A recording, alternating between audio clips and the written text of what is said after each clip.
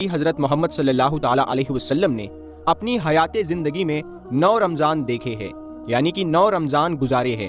10ویں رمضان کے شروع ہونے سے پہلے آپ پردہ فرما گئے، یعنی کہ آپ اللہ کے پاس تشریف لے گئے۔ اس طرح سے آپ نے اپنی زندگی میں روزے فرض ہونے سے وفات تک۔ السلام علیکم ورحمۃ اللہ وبرکاتہ۔ امید ہے آپ لوگ سب خیریت سے ہوں گے۔ میں بھی الحمدللہ اللہ کا لاکھ لاکھ شکر احسان ہے، خیریت سے ہوں۔ آج انشاءاللہ جس ویڈیو پر ریئیکشن دینے آ رہے ہیں، نور حدیث چینل کا نام ہے۔ ان کے چینل کا لنک بڑے سستے باکس میں دے دوں گا، آپ لوگ ان کا چینل سبسکرائب کریے گا اور میری ویڈیو کو اینڈ تک دیکھیے گا۔ دوستو آج کی ویڈیو بڑی امپورٹنٹ ہونے والی ہے، بڑی بہترین ویڈیو ہے، بڑی پیاری ویڈیو ہے۔ یہ ویڈیو دوستو ہمارے پیارے آقا نبی پاک صلی اللہ تعالیٰ علیہ وسلم کی اوپر ویڈیو ہے۔ جیسے کہ رمضان شریف کا مہینہ چل رہا ہے اور ہمارے پیارے آقا نبی پاک صلی اللہ علیہ وسلم نے کتنے رمضان اس دنیا مطلب آپ حیات تھے، تو یہ جانیں گے ہم اس ویڈیو میں۔ اور ہمارے پیارے آقا رمضان کی سحری کیسے کرتے تھے، روزہ افطار کیسے کرتے تھے، کس طرح سے مطلب کیا کیا چیز کھاتے تھے، کیا کیا پسند کرتے تھے، یہ سب جانیں گے ہم دوستو اس ویڈیو کے ذریعے سے۔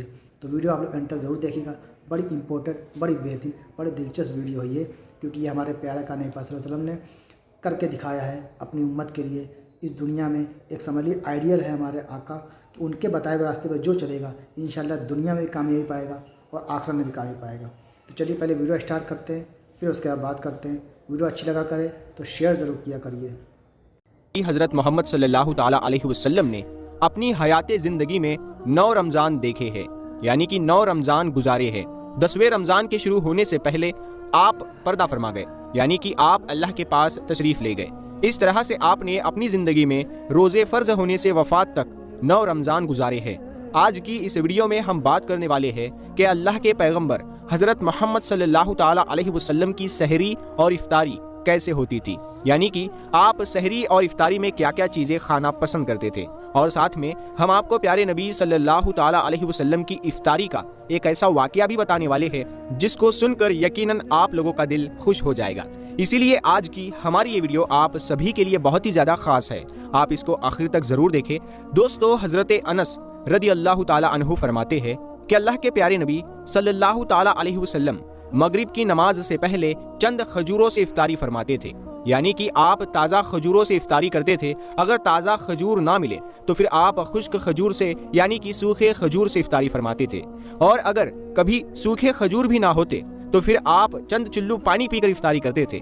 ایک اور حدیث پاک میں ہے کہ اللہ کے نبی صلی اللہ تعالیٰ علیہ وسلم ان کھجوروں سے یا پھر کسی ایسی چیز سے افطاری فرماتے تھے جو آگ کی پکی ہوئی نہ ہوتی تھی، جیسے کہ پھل اور فروٹس کھاتے تھے، یعنی کہ آپ اس طرح کی چیزوں سے روزہ کھولنا زیادہ پسند فرماتے تھے۔ اسی لیے یاد رکھیں، تازہ کھجور سے افطاری کرنا یہ مستحب ہے، اور اگر تازہ کھجور نہ ملے تو خشک کھجور سے یعنی چھواروں سے روزہ کھولنا بھی بہتر ہے، اور اگر کبھی خشک کھجور بھی نہ ملے تو پھر پانی سے افطاری کرنا بھی ہمارے نبی صلی اللہ تعالیٰ علیہ وسلم کی سنت ہے، یا پھر اس کے علاوہ جوس یا دودھ کے ساتھ بھی روزہ کھولنا بہتر ہے۔ یاد رکھیں، اللہ کے نبی صلی اللہ تعالیٰ علیہ وسلم افطاری میں آگ پر پکی ہوئی چیزوں کو نہیں کھاتے تھے۔ اس کا مطلب یہ نہیں ہے کہ اس کے لیے آپ نے منع فرمایا ہے، بلکہ اس کے بارے میں آپ نے ارشاد فرمایا ہے کہ افطاری میں آگ کی پکی ہوئی چیزوں کو کھانے سے معدے کو نقصان پہنچتا ہے، اسی لیے آپ اپنے آپ کو اس پریشانی سے بچانے کے لیے ایسا کیا کرتے تھے۔ مگر آج کل تو دیکھنے میں آتا ہے کہ زیادہ تر لوگ افطاری میں سموسے اور پکوڑے کھانا ہی پسند کرتے ہیں، مگر یاد رکھیں ایسا اللہ کے پیارے نبی کبھی نہیں کرتے تھے۔ اس کے علاوہ دوستو اللہ کے نبی صلی اللہ تعالیٰ علیہ وسلم جب سحری کھاتے تھے تو بالکل آخری وقت میں کھاتے تھے۔ ادھر حضرت بلال اذان دے رہے ہیں اور ادھر آپ آخری لقمہ کھا رہے ہیں، اور ادھر سورج نیچے ہوا یعنی کہ ڈوبا اور آپ نے اپنے منہ میں کھجور رکھی یعنی کہ افطاری کی۔ ایسا آپ اس لیے کرتے تھے تاکہ اپنے امت پر بھوک کا وقت کم سے کم آئے۔ ایک مرتبہ اللہ کے نبی صلی اللہ تعالیٰ علیہ وسلم سحری کے وقت میں بکرے کی سیری کھا رہے تھے، حضرت علی بھی آپ کے ساتھ میں تھے۔ اتنے میں حضرت بلال رضی اللہ تعالیٰ عنہ آئے اور عرض کرنے لگے، یا رسول اللہ صلی اللہ تعالیٰ علیہ وسلم، وقت ختم ہو گیا ہے، میں اذان دینے جا رہا ہوں، آپ برائے مہربانی کھانا پینا بند کریں۔ اور یہ کہہ کر حضرت بلال اذان دینے چلے گئے اور اذان دینے کی تیاری کرنے لگے۔ اتنے میں حضرت بلال کو خیال آیا کہ پتہ نہیں میرے نبی نے کھانا پینا بند کیا ہے یا نہیں، اسی لیے حضرت بلال واپس آ گئے اور آ کر دیکھا تو ابھی بھی اللہ کے نبی سحری کھا رہے تھے۔ یہ دیکھ کر حضرت بلال نے کہا، یا رسول اللہ، اللہ کی قسم سحری کا وقت ختم ہو گیا ہے، صبح ہو گئی ہے۔ تو یہ سن کر آپ صلی اللہ تعالیٰ علیہ وسلم نے اپنے ہاتھ نیچے کر لیے اور کہنے لگے، اے بلال، ابھی وقت باقی تھا، لیکن تیری قسم کھانے پر اللہ نے اس کو پہلے ہی نکال دیا کہ تیری قسم کہیں جھوٹی نہ پڑ جائے۔ پھر حضرت علی نے فرمایا، اگر بلال قسم نہ کھاتے تو جب تک میرے نبی صلی اللہ تعالیٰ علیہ وسلم کھاتے رہتے تب تک صبح صادق نہیں ہوتی۔ یاد رکھے، اللہ کے پیارے نبی صلی اللہ تعالیٰ علیہ وسلم کا کھانا پینا بڑا ہی سادہ ہوتا تھا۔ شہد، جیتون کا تیل، کدو تو آپ بڑے شوق کے ساتھ کھاتے تھے۔ آپ اپنے منہ اور دانتوں کا بھی بہت خیال رکھتے تھے، اسی وجہ سے آپ کچا پیاز اور لہسن کبھی نہیں کھاتے تھے۔ آپ پیاز اور لہسن کو ان کی بدبو کی وجہ سے ناپسند فرماتے تھے۔ یاد رکھے، اللہ کے رسول صلی اللہ تعالیٰ علیہ وسلم کو اگر کوئی چیز یا کوئی کھانا پینا پسند نہ ہوتا تو آپ اس کو چھوڑ دیتے تھے، یعنی کہ اس کو نہیں کھاتے تھے، مگر اس چیز کی آپ برائی نہیں کرتے تھے یا اس چیز کے بارے میں آپ برا نہیں کہتے تھے۔ حدیث پاک میں ہے کہ اللہ کے نبی صلی اللہ تعالیٰ علیہ وسلم کی عادت مبارکہ تھی کہ آپ کو جس قسم کا کھانا مل جاتا تھا آپ اس کو تناول فرما لیتے تھے، یعنی کہ آپ وہ تمام کھانے جو خدا نے حلال کیے ہیں اس کو تناول فرما لیتے تھے۔ سیدنا حضرت سلمان فارسی رضی اللہ تعالیٰ عنہ فرماتے ہیں کہ شعبان کی آخری تاریخ کو نبی اکرم صلی اللہ تعالیٰ علیہ وسلم منبر پر تشریف فرما ہوئے اور ارشاد فرمایا، اے لوگو، تم پر ایک عظیم اور مبارک مہینہ سایہ فغن ہونے والا ہے، ایسا مہینہ جس میں ایک ایسی رات شب قدر ہے جو 1000 مہینوں سے بڑھ کر ہے۔ اللہ تعالیٰ نے اس مہینے کے دنوں کا روزہ فرض اور راتوں کی عبادت نفل قرار دی ہے۔ جو شخص اس مہینے میں ایک نیک عمل کے ذریعے اللہ تعالیٰ کے قرب کا طالب ہو وہ ایسا ہی ہے جیسے دوسرے مہینے میں فرض عمل کرے، یعنی نفل کا ثواب فرض کے درجے تک پہنچ جاتا ہے۔ اور جو شخص کوئی فرض ادا کرے وہ ایسا ہی ہے جیسا دوسرے مہینوں میں 70 فرض ادا کرے۔ اے لوگو، یہ صبر کا مہینہ ہے اور صبر کا ثواب اور بدلہ جنت ہے، اور یہ لوگوں کے ساتھ حسن سلوک اور خیر خواہی کا مہینہ ہے۔ اس مہینے میں مومن کا رزق بڑھا دیا جاتا ہے۔ پیارے دوستو، اللہ کے پیارے نبی حضرت محمد صلی اللہ تعالیٰ علیہ وسلم نے اپنی حیات زندگی میں 9 رمضان دیکھے ہیں، یعنی کہ 9 رمضان گزارے ہیں۔ 10ویں رمضان کے شروع ہونے سے پہلے آپ پردہ فرما گئے، یعنی کہ آپ اللہ کے پاس تشریف لے گئے۔ اس طرح سے آپ نے اپنی زندگی میں روزے فرض ہونے سے وفات تک 9 رمضان گزارے ہیں۔ پیارے دوستو، یہ 10 چیزیں اللہ کے نبی صلی اللہ تعالیٰ علیہ وسلم کو بہت ہی زیادہ پسند تھی، ان کو آپ بڑے ہی شوق کے ساتھ کھایا کرتے تھے۔ نمبر 1، کھجور۔ دوستو، اللہ کے پیارے نبی حضرت محمد صلی اللہ تعالیٰ علیہ وسلم کو کھجور سب سے زیادہ پسند تھی۔ آپ چند کھجوروں سے افطاری فرماتے تھے، یعنی کہ تازہ کھجوروں سے آپ افطاری کرتے تھے۔ اگر تازہ کھجور نہ ملتی تو پھر آپ خشک کھجور سے افطاری کرتے تھے، اور اگر خشک کھجور بھی نہ ملتی تو پھر آپ پانی سے افطاری کرتے تھے۔ کھجوروں میں سب سے زیادہ آپ کو اجوا کھجور سب سے زیادہ پسند تھی۔ آپ صلی اللہ تعالیٰ علیہ وسلم نے فرمایا کہ جس گھر میں کھجور ہوتی ہے اس گھر میں بھی کبھی فاقہ نہیں ہوتا ہے۔ نمبر 2، انگور۔ دوستو، اللہ کے پیارے نبی حضرت محمد صلی اللہ تعالیٰ علیہ وسلم کو انگور کھانا بھی بہت پسند تھا، یعنی کہ آپ انگور کو بڑے ہی شوق کے ساتھ میں کھاتے تھے، کیونکہ انگور انسانی صحت کے لیے بھی ایک بہت فائدہ مند پھل ہے۔ نمبر 3، انار۔ دوستو، پیارے نبی صلی اللہ تعالیٰ علیہ وسلم کو انار کھانا بھی بہت زیادہ پسند تھا۔ آپ انار کو بڑے ہی شوق کے ساتھ کھاتے تھے۔ آپ نے فرمایا کہ انار جنت کے پھلوں میں سے ایک پھل ہے، سبحان اللہ۔ نمبر 4، انجیر۔ دوستو، اللہ کے نبی حضرت محمد صلی اللہ تعالیٰ علیہ وسلم کی پسندیدہ غذاؤں میں سے ایک غذا انجیر بھی ہے۔ آپ نے فرمایا کہ انجیر بھی جنت کے پھلوں میں سے ایک پھل ہے، کیونکہ جنت میں جتنے بھی پھل ہوں گے وہ انجیر کی طرح ہوں گے۔ ان میں انجیر کی طرح نہ کوئی چھلکا ہوگا اور نہ ہی کوئی گٹھلی ہوگی۔ اس کے علاوہ آپ صلی اللہ تعالیٰ علیہ وسلم نے فرمایا کہ انجیر کا پھل کئی طرح کی بیماریوں کو بھی روکتا ہے۔ نمبر 5، تربوز۔ دوستو، اللہ کے نبی حضرت محمد صلی اللہ تعالیٰ علیہ وسلم کو افطاری میں تربوز بھی بہت پسند تھا۔ آپ اکثر تربوز کو کھجور کے ساتھ میں ملا کر کھاتے تھے۔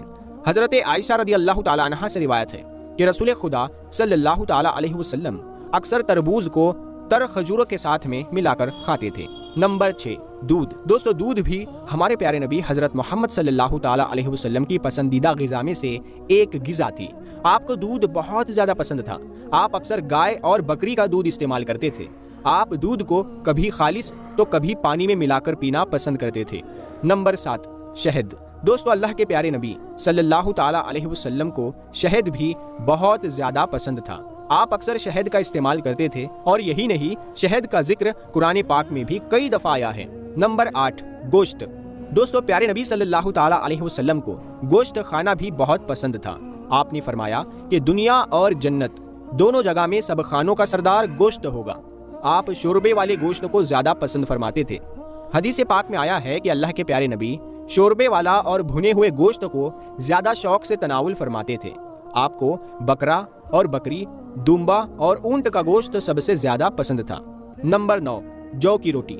दोस्तों अल्लाह के नबी हजरत मोहम्मद सल्लल्लाहु ताला अलैहि वसल्लम को जौ की रोटी भी बहुत ज्यादा पसंद थी। आप जौ की रोटी अक्सर खाना पसंद करते थे और बगैर छाने हुए आटे की मोटी रोटी तनावुल फरमाते थे। नंबर 10, चावल। दोस्तों प्यारे नबी सल्लल्लाहु ताला अलैहि वसल्लम को चावल खाना भी बहुत ज्यादा पसंद था। आप चावल को भी बड़े शौक के साथ खाते थे।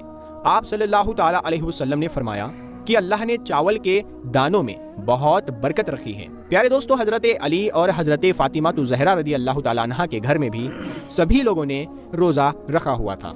यानी हजरत अली भी रोज़ा थे, हजरत फातिमा भी रोज़ा थी और उनके 2 बच्चे यानी हसन और हुसैन अभी छोटे हैं, लेकिन उन्होंने भी रोज़ा रखा हुआ है। मगरिब का वक्त होता है यानी इफ्तारी का वक्त होने वाला होता है। सब के सब मुसल्ला बिछाकर रो रो कर दुआएं मांगते हैं। हजरत फातिमा रदी अल्लाह ताला अन्हा दुआ ख़त्म करके घर के अंदर गई और 4 रोटियां बनाई हुई थी। उससे ज़्यादा उनके घर में अनाज नहीं था।